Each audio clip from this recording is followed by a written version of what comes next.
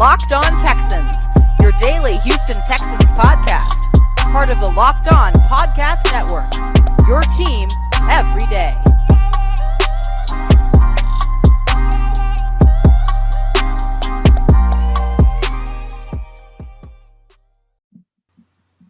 Welcome in, everybody, to a Wednesday edition, the Hump Day edition of the Locked On Texans. I am your boy, John, some sports guy, Hickman.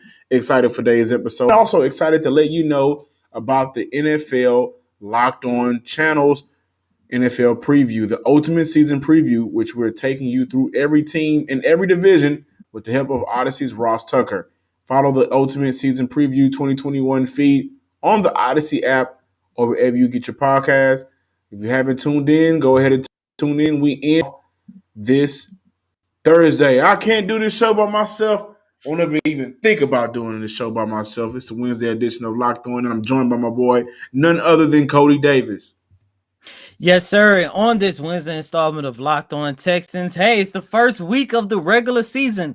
So John and I are going to start looking at what's lie ahead for the Houston Texans. As you know, we take on the Jacksonville Jaguars on Sunday inside NRG Stadium. So me and John are going to do a quick preview. Then to close out this latest installment of Locked On Texans, we're actually going to give you guys some quick news and notes regarding the Texans and their roster as they head closer to week 1 against the Jacksonville Jaguars. But to get this Wednesday installment of Locked On Texans kicked off, ladies and gentlemen, David Culley on Monday officially announced Tyrod Taylor as the starting quarterback for your Houston Texans. Now, that's not a surprise, but what might be a little bit of a surprise is knowing that there is a possibility that Tyrod Taylor will be making his debut with the Houston Texans, missing not one, but 2 important weapons that would actually help him be somewhat successful here in the city of Houston. And of course, I'm talking about the absence of Anthony Miller and the COVID restrictions that has presumed right tackle Charlie Heck on the COVID-19 list. Now, Charlie is a vaccinated player, so there is a possibility that he could come back for Sunday's game. But John, when I take a look at these 2 players, I'm looking at it without a doubt, Anthony Miller. Now, the reason why I'm talking about Anthony Miller to talk about the weapons that Tyrod Taylor is going to be without is because Miller actually made his return to practice on Monday. And I had an opportunity to watch him in practice. He looked good. He looked in shape. And this is a guy who missed the last 2.5 to 3 weeks of practice because he sustained a slight separated shoulder during the Texans preseason opener against the Green Bay Packers. We all know that he left that game early. And when you take a look at this Houston Texans 53-man roster, he is one of 5 wide receivers that is on this roster. But John and listeners, I know we are all excited about the arrival of Anthony Miller. I've been high on Miller. John, you've been high on Miller. But even though he was back at practice on Monday, John, I'm hoping to death that the Texans are not rushing Anthony Miller to get back out there on the field. Because when I take a look at Miller, I'm looking at this from 2 standpoints. One, I'm looking at it from a standpoint from himself that he is in a contract situation. And Miller was... I can't remember if he was a 2nd or 3rd round pick, but he was a high draft pick, a top 100 draft pick during the 2018 NFL draft. Miller has yet to live up to the promise that he showcased that made him that high draft pick for the Chicago Bears. And there is a small chance where if he comes back and he comes back too soon and he is not the guy that we are expecting him to be, then he's going to put himself in a situation where he's going to have to sign a 1-year proven deal at a discounted rate, rather that be here in the city of Houston or with another team that could possibly kind of deter his career moving forward. And plus, when I take a look at this from the Houston Texans side of things, look, everybody was surprised that they let go Kiki QT. And regardless how you feel about QT, that primary slot position came down between Anthony Miller and Kiki QT. When I take a look at these 2 guys, and once again, I am high on Anthony Miller, but I know one thing was for certain. With Kiki QT, we knew what type of player we was getting in him. After Bill O'Brien left in those 7 games, this is a guy that had recorded 38 catches for 389 yards and 3 touchdowns.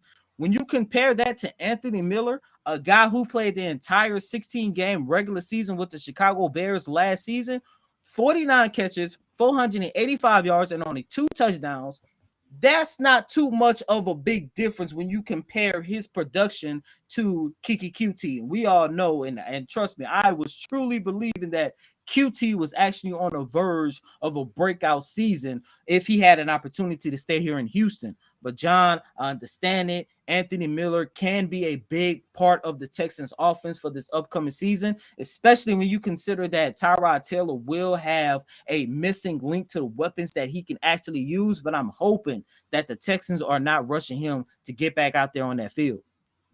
I suspect Houston will look at calling one of those wide receivers that they brought in and put on their practice squad. You know, before week one, you can't go into a game with 4 receivers. So they're either they're going to bring somebody in that they've been scouting. Danny Amendola was brought in for a practice, for a tryout. And so, you know, insert your, we're not the Patriots of the South, you know. But they have to look at bringing in one of those guys that spent the entire training camp with them and learning this offense and what this team wants to do, if not for one game, for the rest of the season. I do want to move forward, you know, stick to the same side of the ball, but switch gears a little bit. Charlie Heck being out. Now, I think that's very important as well, Cody. Let me tell you why. You got Christian who can, you know, come in at right tackle.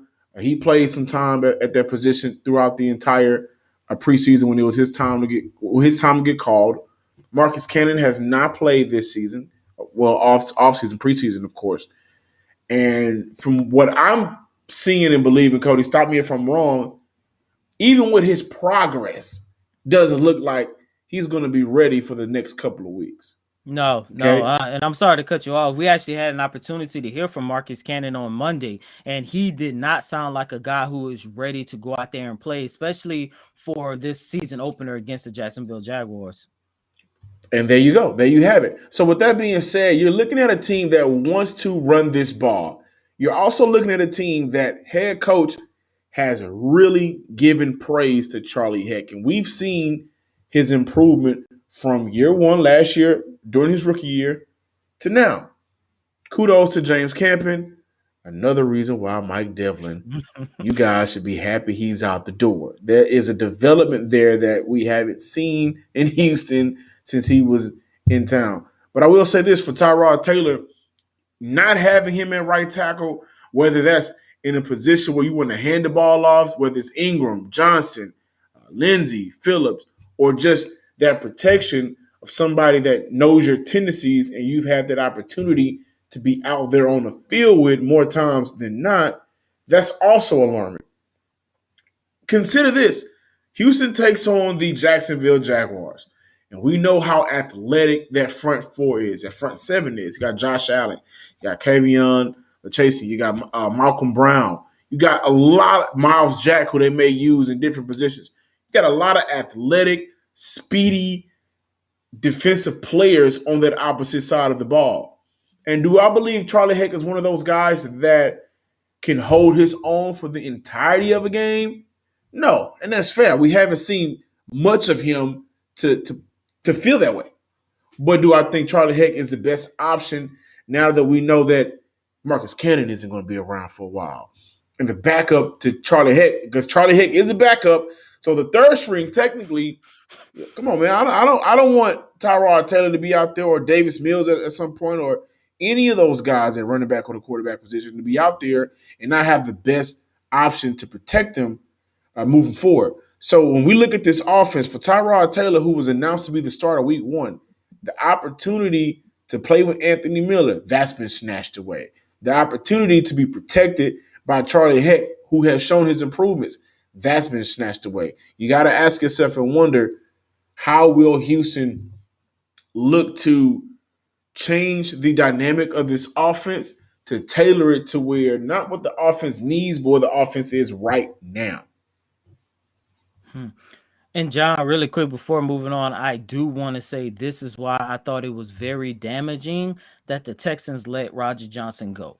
because Roderick was a Absolutely. solid backup. Absolutely. And plus, he was a guy, an offensive lineman that could interchange between left and right guard. They no longer have that dynamic. Plus, I'm very interested to see whether or not Titus Howard is actually going to start the season at right tackle now since Charlie Heck is gone. Yeah, you go into a game one with 4 receivers, 5 running backs. You're down an offensive line, a couple of offensive linemen possibly. Now Charlie Heck can't come back, but he has to test negative twice. Houston, this is not the ideal way to start your season. But with that being said, it is that time of year again, and all eyes are now turning to football as teams are back on the gridiron field to start the football season. As always, you guys know it, BetOnline is your number one spot for all the pro and college football action this season. Get all the updated odds and the props and contests, including the online's biggest $500,000 NFL mega contest or the world's largest $200,000 NFL Survivor contest. Open now at betonline.ag. Head to the website or use your mobile device to sign up today to receive your 100% welcome bonus. Be sure to take advantage of their opening day super promo. Make a bet on the Thursday, September 9th season opener between the Super Bowl champions Buccaneers and the Dallas Cowboys. And if you lose, your wager will be refunded up to $25 for new customers only when signing up and using promo code NFL100. BetOnline, guys, is the fastest and easiest way to bet on all of your favorite sports. BetOnline, your online sportsbook experts. And don't forget to use promo code Locked On. Welcome back in, everybody, to the Wednesday edition of the Locked On Texans. Hey, really quick before we move forward, you're watching this, share it to your friends, subscribe to us on YouTube. Let's get this 40 subscribers up to 100 by the next game 2. I think we got a lot of time, Cody. We can do that, right? We got some most strong, definitely, man. We got strong listeners. We got some good listeners. You guys love us. We love you. Go ahead and get that subscriber button. Hit that subscriber button. And I got to tell you, when I look at the Jacksonville Jaguars, there is a lot of opportunity. I believe Houston can go into this game to get after and hit Trevor Lawrence. Before we talk about that, of course, we're going to have our crossover show with the Locked On Jaguars, and you guys are finally going to be able to see Cody and I and Wiggins go off on one another, have the time of our life. But when I look at this Jacksonville Jaguar, let's talk about the obvious, right? First-year quarterback, Trevor Lawrence, the Golden Boy, Sunshine, one of those generational type of quarterbacks. First-year head coach, Urban Meyer, Ohio State, Florida, the same guy that runs from scandal. Every time he gets the opportunity, and then he gets sick, and then he goes find another job.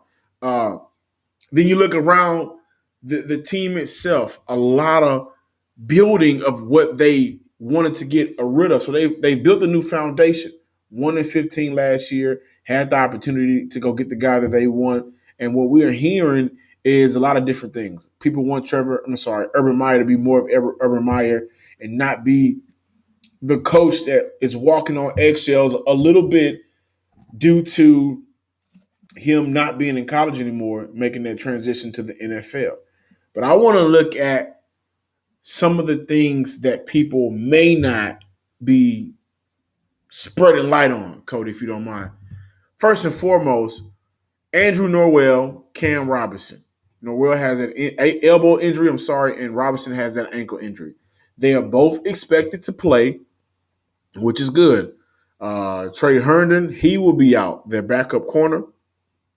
Andrew Wingard will actually play. Marvin Jones and DJ Chalk are all expected to play. So I'm going to look at that for Houston. But when I look at Norwell and Robinson, I think this is a prime matchup for Lovie Smith. Now, Cam Robinson has not been that good of a pass blocker.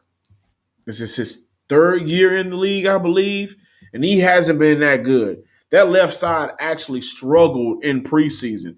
And what we've seen with our team here in Houston is they're the total opposite defensively. You've had games where you had 3 or 4 sacks. You've had games where you had forced fumbles and you've been able to get after the quarterback consistently throughout the game, right?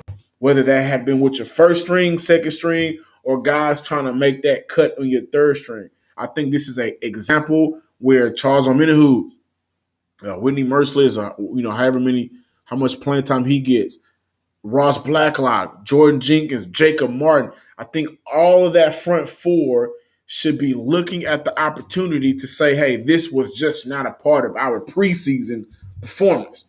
This is something that we believe we can carry over for 17 games or so throughout the regular season.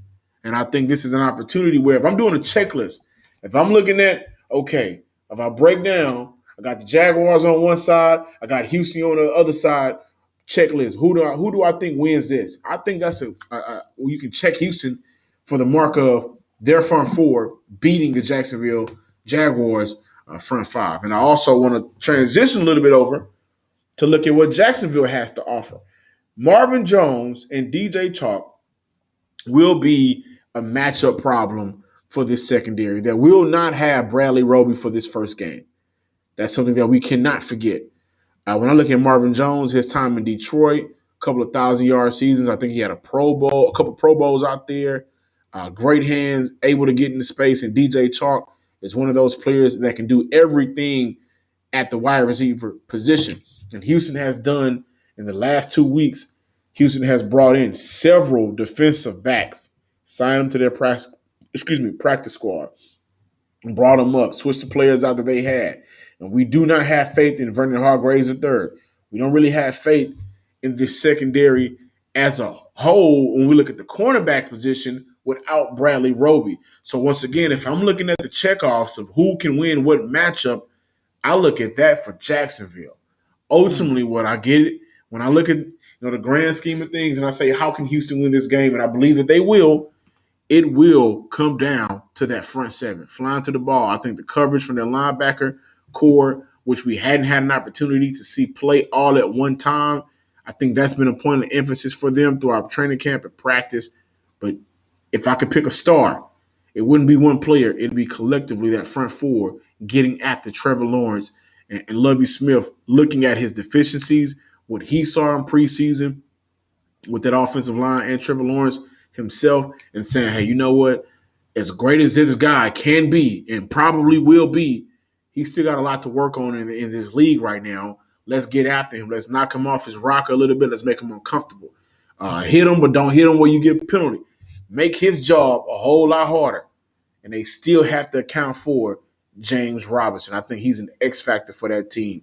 But overall, Lovie Smith has to have a plan to make that quarterback situation very difficult for the Jaguars. Sorry. And John, to your point, and yes, the loss of Bradley Roby is tremendously big for this defense, but it's because the Jacksonville Jaguars are entering this game with a weakened offensive line. I think that's going to work wonders and actually help the Texans secondary, because let's not forget that this is going to be Trevor Lawrence's first game in the NFL. And I think this guy has a bright future, but he is going to have a problem playing behind a weakened offensive line with the players that you just named on the Texans defensive line. Charles Omenihu, Jacob Martin, Jordan Jenkins, like those guys will be coming for Trevor Lawrence, which is going to make his day inside NRG Stadium I don't want to say this, but I'm going to go ahead and say a living hell for his very first game.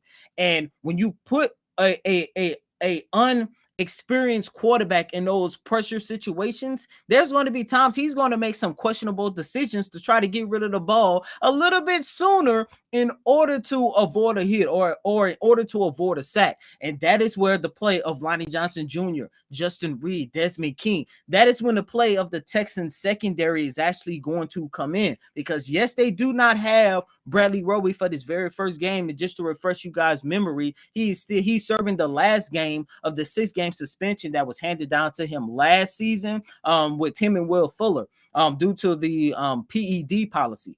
But that is going to be very huge for the Texans. You go after Trevor Lawrence, put him in those uncomfortable situations, put him in situations where he's going to be rushing to make decisions. That is going to be huge for this Texans secondary. It's actually going to help them a little bit more than what we think. The football season is back. Let's make the most of it with a better way to create your custom pool at runyourpool.com, the premier sports pool hosting service. Run Your Pool makes it ridiculously easy to run a football pool with family, friends, or office mates. They offer dozens of formats, including Survivor, Pick'em, Squares, Margin, the Confidence Pool, 33, and much more. Run Your Pool hosts formats for NFL and college football with 1 week games, full games, playoffs, or the Super Bowl. Unlike other fantasy sports platforms, Run Your Pool has options and settings to make it your own. You can even brand your pool for your local business, bar, or restaurant. Reconnect with friends or join nearly 2 million people, football fans, to make every game action packed this season.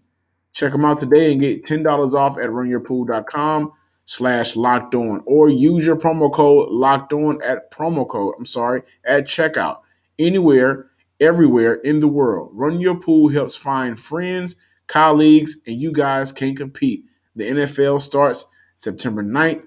Start today at runyourpool.com/locked on and have your pool up and running in minutes. Runyourpool.com. Did you know Built Bar has 9 delicious flavors? And when you talk to a Built Bar fan, they're definitely passionate about their faves. If you don't know about Built Bar flavors, you're missing out on flavors like mint brownie, peanut butter brownie, salted caramel, and much more. There's something for everyone. And if you haven't tried all the flavors, you can get a mixed box where you'll get 2 of each of the 9 flavors.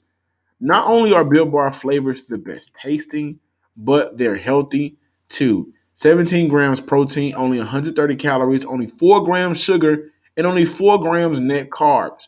Order today and get that raspberry or that mint brownie or whatever you like. Go to builtbar.com and use promo code LOCK15 and you'll get 15% off your first order. Use promo code LOCK15 for 15% off at builtbar.com. So, Cody, before we get out of here today, let's talk about some news surrounding the Houston Texans. Of course, we know that Tyrod Taylor has been officially named the starter for week 1. I don't know why it took that long, but we're here now. He will be number 5, will be number 1 on the depth chart.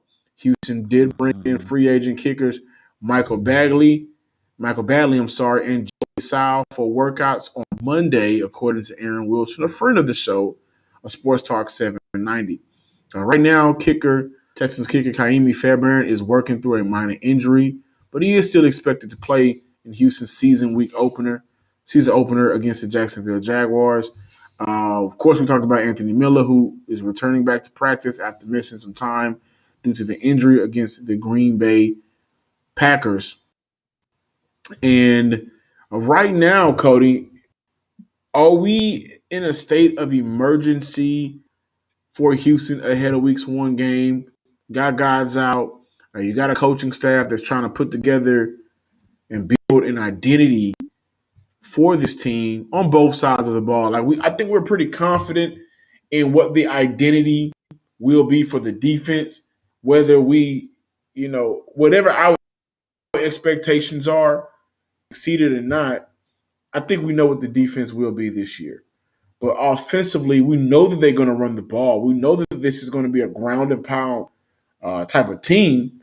But with the missing pieces, we've talked about this throughout the entire preseason up until last week.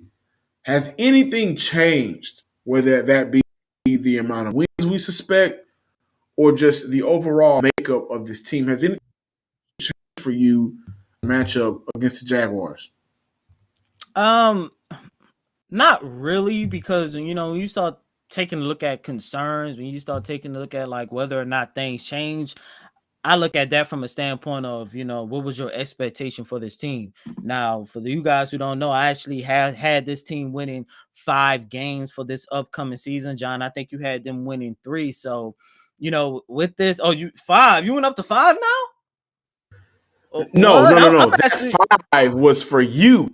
Oh, okay. Yeah, I said I had them winning 5 games. I think you had them winning 3 games. Okay, good. I got them winning 3 games. I wouldn't necessarily say emergency, because it doesn't matter if you had them winning 5 games, 3 games, or, for the few people who think this team is about to go 0-17, nobody is expecting anything from the Houston Texans for this upcoming season. So I wouldn't necessarily say anything changed, but what I would say is, given the makeup of this 53-man roster, and I think I talked about this last week as well, especially knowing that you're going into the season with 5 running backs. you have 5 wide receivers. I'm going to say 3 because Andre Robinson, he's just a return specialist at this stage in his career. I think he's He a will guy who only definitely get some recorded. time on Sunday. Yeah, but he only recorded 10 catches over the last 2 seasons, which is not good at all. I just don't know how to feel about the Andre Roberts situation. Plus, he missed a boatload of training camp himself due to some knee issues. So I don't even know He if he's did. coming into the season 100%. I mean, I'm hoping that they actually call up Jordan Vesey or Chris Moore. Maybe I would feel a little bit more comfortable saying the Texans would win this season opener against Jacksonville. But at the end of the day, for me, John and listeners, it doesn't change much for me. If anything, I'm not as confident as I once was in the offense because I thought at least this would be a decent offense because I don't believe that Tyrod Taylor is a dub type quarterback. I don't think he's this terrible quarterback that people are making him out to be. First and foremost, I kind of think it's a little bit unfair to judge him because we really haven't seen Tyrod Taylor get a fair chance since 2017, and he really hasn't been a starting quarterback in this league since I believe it was in 2018 when he started those first, I think it was 5 or 6 games for the Cleveland Browns. And even then he was, manageable to say the least. But it doesn't change much for me, John, because at the end of the day, we're not expecting much from this team. I will say this. I do expect Houston to run a bunch of 12-man personnel, 2 tight ends on the field. That'll give them some of the relief of not having the bodies at receivers, but having the bodies at tight end. And I think that's going to work out. I can see Houston really trying to use David Johnson and Rex Burkhead in these passing concepts. Oh, and to that point, I do want to mention this really quick. David Culley, I believe on Friday, did mention that he would like to use Brevin Jordan as in the passing game more so than not. Yeah, and I talked about that earlier, I think a couple of days ago on the last podcast, and I've talked about it throughout the process of this preseason.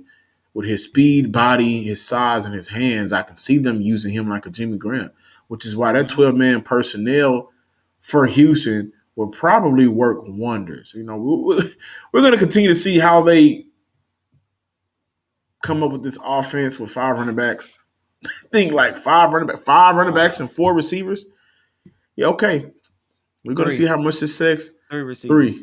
3. I'm counting 3.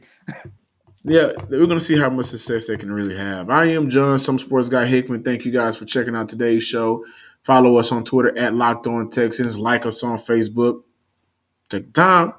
Use them same hands. You doing a follow and like. Go to YouTube. Type in Locked On Texans. You're going to see my face. Going to see Cody's face.